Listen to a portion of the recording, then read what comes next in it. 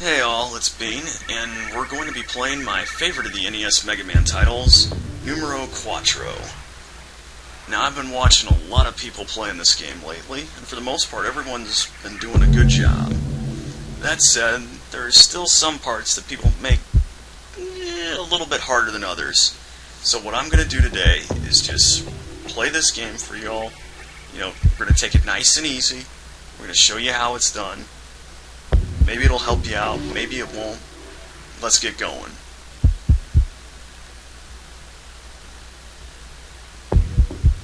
In life, just like Mega Man 4, sometimes you think so far ahead that you don't even look at the next jump upcoming. I can't tell you how many times I've missed that second one, or even make it past it only to get pushed in the pit. But you know what the good thing is? That even though it feels like the whole world's against you at times, you've still got some friends out there wanting to help you get by some obstacles that you wouldn't be able to otherwise. Yeah, you're going to have to stop every now and then. You're going to have to think about what you need to do. But really, it's not that bad. Now, I really chose Brightman Stage first because it's one of the harder ones out there in my opinion. One of the ones where there's so many obstacles that can trip you up in just an instant. No, we're not going to go down the ladder, by the way. But, take a look at this. People think these grasshoppers, they're enemies. But you look at them, and they're just helping you across. They want to see you succeed just like your friends want to see you succeed. And to be honest, I don't have a problem with that. They're there for you. And you're there for them sometimes. Eventually, yeah, you do have to go it solo, but you don't have to feel like you're alone out there. And that's really a nice thing. Sure, as you move along, the world's going to try to pull the proverbial rug right out from under you. But it's okay as long as you keep moving. If you don't, you're going to fall flat off the face of the earth. And to be honest, I don't want to see that happen to any of you. Also, don't want you to jump up too high there and hit that firefly because that dude is a total jerk.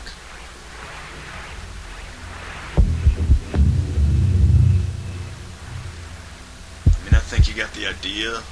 Maybe a light went off in your head. Hopefully it won't go off on the screen because otherwise time's going to stop. To avoid that in this fight, you just want to hit him with a pellet before you use 4 charge shots on him. You do that, you can just flat out take it to him, no problem. Unless, of course, you make a mistake. We're all going to make mistakes as we go along. None of us are perfect. Goodness knows I'm not. But the more you try, the more likely you are to succeed in life.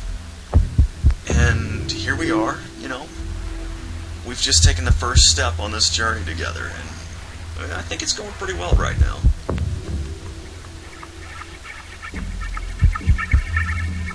Now we have the ability to stop and think about what we're going to do. And I think I have a good idea of what I want to do next. Usually, when I have an idea, I test the waters a little bit. But sooner or later, once you've got that idea in your head, that's when you just dive right in. No reason to jump on these platforms. Just get in the water. It's safe. Yeah, there's a bunch of fish flying after you, a bunch of spikes on the ground, but really, you're not going to hit them. They're harmless. These Metroid guys, they don't mean any harm either. They're just swimming. It's their way of life. Who are we to interfere in it?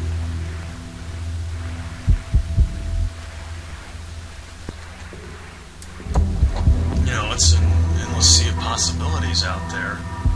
And sooner or later, you're going to have to swim for one of them just to see if they hold any water or not. But even then, after a little while, you've got to come up for air. We've all got to breathe sometime. See where we're at. Catch up with some old friends, maybe some new ones. I don't know. Depends what you do. For me, I'd like to stop and talk to an old friend here, but just running into him was enough. I would have asked them for lunch, but I knew I was going to dive right back into the think tank anyway, and you're not really supposed to be diving back in just a few minutes after eating, so we're not going to have any lunch here. Instead, we're going to just go over some old ground, take care of things.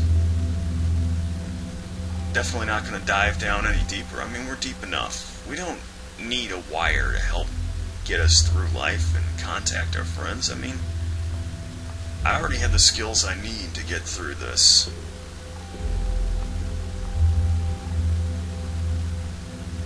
You know, everything just stops for a little bit when you keep on going along at a good pace.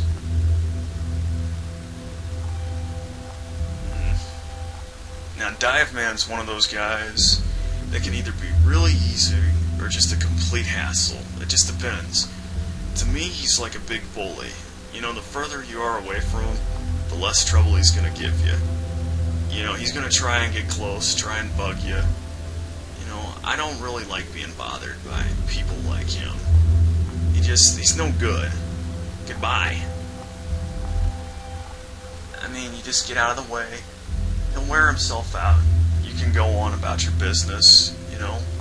It's fine.